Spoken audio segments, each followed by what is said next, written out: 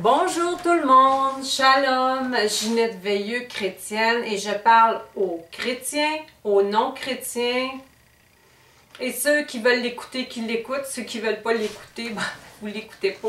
C'est pas plus compliqué que ça, je ne force personne et je ne casse pas les bras à personne. Aujourd'hui, je vais vous parler de la puissance de la sagesse. Je ne parle pas de la sagesse de l'homme, de l'humain, qui n'a absolument rien à voir avec la sagesse de Dieu. Moi, je voudrais vous dire que si vous avez quelque chose à demander à Dieu, la première, ça serait de demander la puissance de la sagesse, de recevoir la sagesse en vous. Vous n'avez même pas besoin de parler et elle agit. Parce que nous sommes en esprit et en vérité avec Dieu. Par Jésus-Christ, par son sacrifice fait sur la croix pour nous. Nous recevons les parts de l'héritage qui est la sagesse, les dons, les fruits, le chemin vers Dieu, la vérité et la vie. Alors, je parle de la sagesse. On commence avec une histoire de la Bible, mais je vais vous en parler là, comme là, dans mon salon, et non parfaitement comme les mots de la Bible. Hein? Je ne sors pas de versets à part d'un seul verset que je vais vous dire plus tard.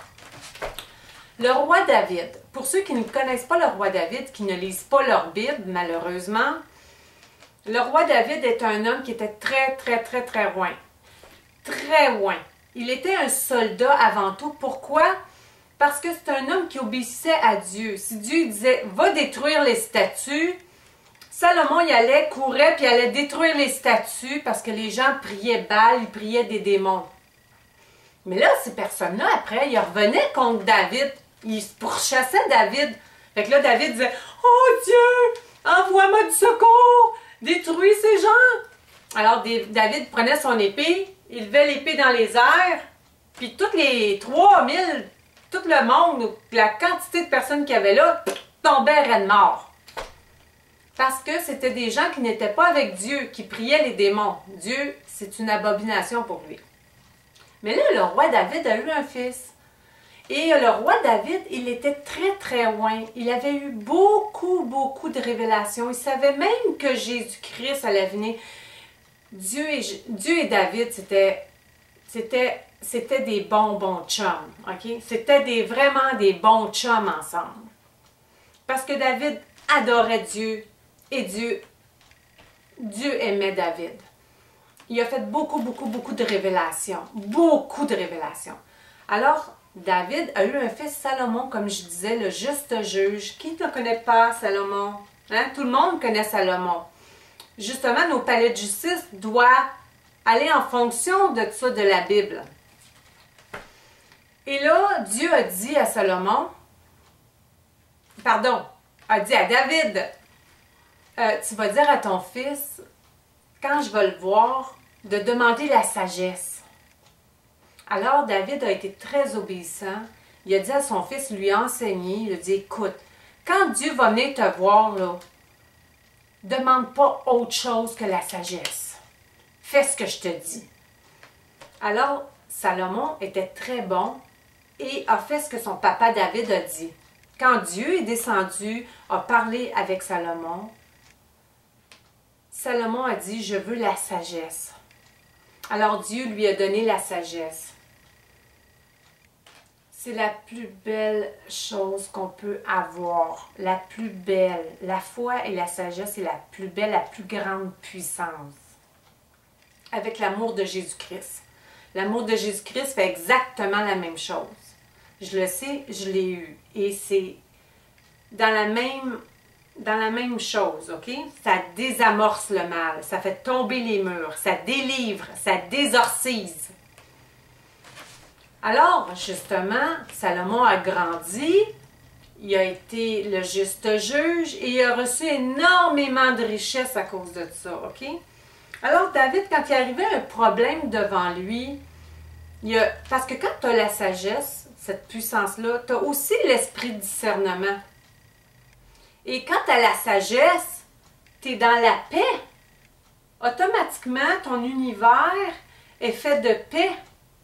C'est vraiment, tu es dans un endroit parfait, qu'il n'y a aucun problème.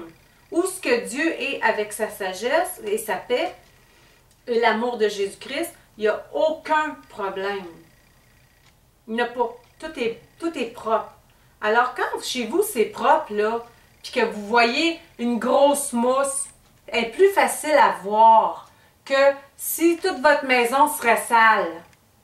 Quand toute votre maison est sale, la mousse, on ne la voit plus. Mais quand toute votre maison est propre, votre habitat, votre église, votre vase est dans la sainteté, on voit plus le mal, on voit plus la provenance du mal. Alors, Salomon était dans cette ambiance-là, cet esprit de vérité-là, dans la sagesse. Il n'avait pas besoin de le dire, hein. Il n'avait pas besoin de dire quoi que ce soit. Hein. Il faisait juste y penser en vérité, en esprit et en vérité, et ça se faisait. Alors, quand il arrivait des criminels devant lui, des pédophiles, des criminels, des tueurs, des agresseurs, David était dans cette paix-là, dans cette sagesse-là. Alors, il pouvait facilement détecter avec l'esprit de discernement, parce que lui, il était clean, hein? Il était dans la sainteté. Il détectait facilement la saleté, l'impureté, la provenance. Et puisqu'il avait la sagesse, en plus, il pouvait désamorcer ces criminels-là. Il n'avait pas besoin d'ouvrir sa bouche, hein? Il n'avait pas besoin de dire « Au nom de Dieu, je te délivre », hein? Il avait la sagesse, il avait déjà le pouvoir. Alors, en vérité, et en esprit et en vérité, il faisait tomber les murs. Les criminels qu'il y avait devant lui, les tueurs, parce que c'est logique, hein? Ça n'a pas besoin d'être écrit dans la Bible pour comprendre que la sagesse est une puissance et ça se fait comme ça. À moins d'être vraiment pas loin et pas chrétien et pas comprendre ça. Les murs tombaient. C'est sûr que David a fait des jugements. On en a des jugements dans la Bible pas David, de Salomon. On en a de Salomon des jugements. Il y en a un jugement qui est fait vraiment avec la parole de sagesse. Ça aussi, c'est un autre don, la parole de sagesse. Fait que quand tu reçois la sagesse de Dieu, tu reçois la globale, hein? Pas juste en parole, en esprit et en vérité. Alors, quand David arrivait encore, je répète, Salomon, le juge Salomon recevait des criminels, il pouvait désorciser ces gens-là, faire tomber les murs, les remettre dans leur esprit normal, retrouver l'équilibre normal. Et c'était une grâce en tant que criminel d'être devant Salomon. C'était une très grande grâce parce que c'était d'être devant Dieu. Parce que Salomon était branché directement avec Dieu. Alors tous les criminels qui ont passé devant Salomon ont eu la bénédiction de Dieu d'être désamorcés. D'ailleurs, c'est ce que Dieu nous demande de faire avec toutes les personnes sur la terre, c'est de désamorcer. Mais nous, on le fait souvent en prière, mais on pourrait le faire en esprit et en vérité. Alors, il faut aller chercher cette sagesse-là que Salomon avait reçue. Dans la Bible, il y a une reine qui est descendue en bateau avec plein de richesses pour venir voir la sagesse de Salomon. C'est pas écrit « La reine venait voir Salomon ». La reine venait voir la sagesse de Salomon. La sagesse avant Salomon. Il y a une reine du Midi un jour qui va se lever pour venir chercher la sagesse de Dieu, pour la trouver. Voyez-vous comment c'est important? Ça n'a rien à voir avec l'humain, la sagesse de l'humain. Essayez pas de dire « moi je suis sage, je ne suis pas sage ». Ça n'a rien à voir. Il faut la demander à Dieu par Jésus-Christ. Jésus-Christ, là, il est mort sur la croix. Quand on demande pardon à Jésus-Christ, automatiquement, on se tourne vers Dieu et on reçoit notre héritage de bénédiction.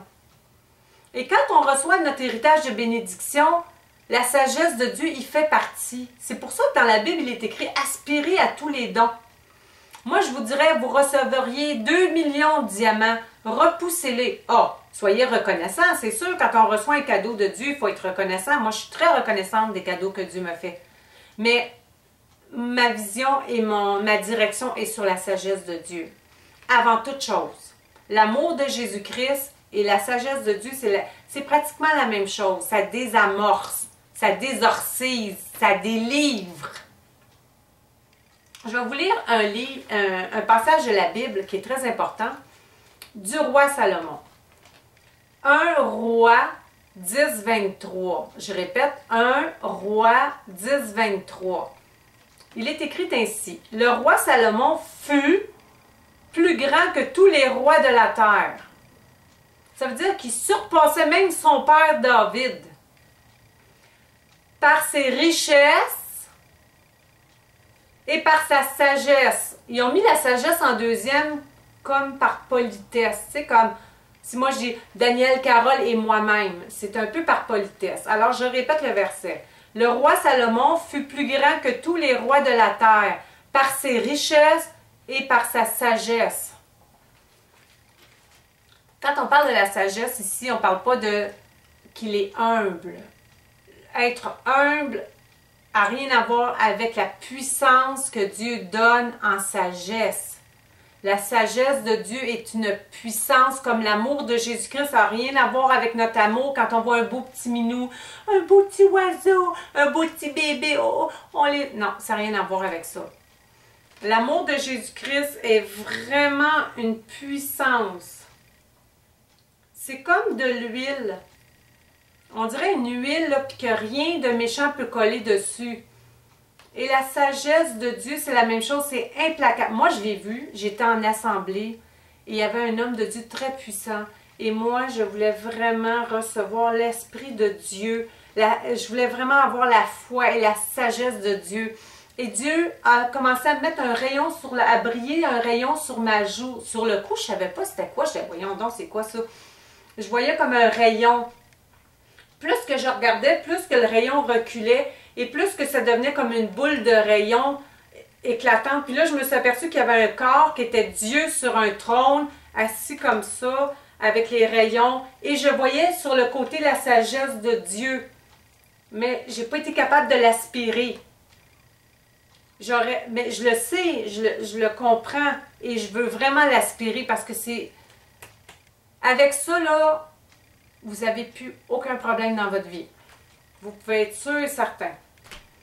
Si vous demandez à Dieu de recevoir la sagesse, en même temps qu'il vous guide pour le restant de votre vie avec cette sagesse-là, pour ne pas vous enfler la tête, que de garder l'Esprit Saint de Jésus-Christ en vous, avec la puissance de l'onction de Dieu, la sagesse de Dieu, vous êtes en affaires. Je peux vous le dire, vous êtes en affaires. Comme je vais vous le répéter, la reine qui était très très riche n'est pas venue voir Salomon, mais est venue voir la sagesse de Salomon. Les gens, les criminels qui étaient devant Salomon ont été tous désamorcés par la grâce de Dieu. Alors quand vous avez vécu des choses difficiles, des choses mauvaises, des choses qui sont pénibles dans la vie, commencez en premier lieu à pardonner à tous ces gens-là. Vraiment, délogez-vous des pieds de ce caca-là qui pue. Enlevez-vous de là. Parce que l'amertume, la peine, la vengeance, l'agression, à cause de problèmes que vous avez eus, ça s'appelle du non-pardon. Et Dieu n'agit pas dans ce temps-là. Tant que vous ne vous délogez pas, Dieu ne peut pas agir où il y a du mal. Si vous avez du mal, Dieu ne pourra pas mettre ce que vous devez recevoir. Vous devez... Je sais que c'est pas facile, mais demandez à Dieu de vous aider à pardonner, à vous pousser, de vous sanctifier, de vous nettoyer, de vous faire un vide pour être totalement libéré, être en sanctification, en propreté, pour recevoir tout en vous. Jésus-Christ, il est mort sur la croix pour prendre tous vos péchés, pour vous sanctifier, pour rentrer dans votre héritage de bénédiction. Et pour recevoir ces puissances-là, Jésus-Christ l'a dit, il dit qu'il était le seul pour recevoir ça. Si vous n'allez pas vers Jésus-Christ, vous ne vous tournez pas vers Jésus-Christ, il est le seul chemin qui mène vers Dieu, qui est lui-même. Mais c'est l'arc-en-ciel. Vous savez, l'arc-en-ciel, Dieu a dit qu'il avait fait un lien entre lui et nous, c'était l'arc-en-ciel, la lumière. Jésus-Christ, c'est la lumière du monde, c'est le pont, c'est le bridge. OK? C'est ça qui fait le lien parfait pour tout recevoir. Ah, tu peux prendre une autre route. Tu peux être un Illuminati si tu veux. Mais viens pas te manger les doigts après pour dire « Ah, j'ai des problèmes parce que tu n'as pas pris le bon chemin. » Ah, prends-la la route cauteuse si tu veux. Ah, prends-la le chemin que tu voudras. Tu penses que tu montes plus vite à Dieu, mais tu risques de tomber plus vite aussi. Tu risques pas de rentrer dans ton héritage après. Vous devez rester soit avec Dieu, le Père éternel, et Jésus-Christ. C'est les deux points, le seul point de contact. Parce que Jésus-Christ, il dit « Je suis la vie ». Alors la vie, c'est dès que vous respirez. La vie est là, il est en toute personne. Mais si vous voulez ouvrir la porte aux bénédictions et l'héritage, vous devez pardonner et vous devez donner tout ça dans les mains de Jésus-Christ parce qu'il dit, il est la vérité. Nous sommes en esprit et en vérité. Seul Jésus-Christ peut vous rendre, vous sanctifier et recevoir toutes ces bénédictions-là. Et après ça, comme Salomon, recevoir des richesses, des possibilités, les portes s'ouvrent, le travail s'ouvre, vous voulez une femme, un homme dans votre vie, ça se rouvre, il y a des échecs, ça part, tout se place, tout devient de la paix, tout devient de la sagesse sous vos pieds.